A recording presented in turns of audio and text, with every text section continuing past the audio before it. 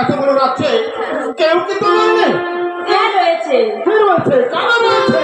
কি তাদের পরিচয় আমার কাছে বলো। মাতাও রয়েছে এবং পিতাও রয়েছে। মাতা রয়েছে, পিতাও রয়েছে, তবু তুমি নিজেকে অনাথনি বলছো। বলো নারী বলো, কে বা তোমার মাতা, কি বা তোমার পিতা, তাদের নাম কি বলো?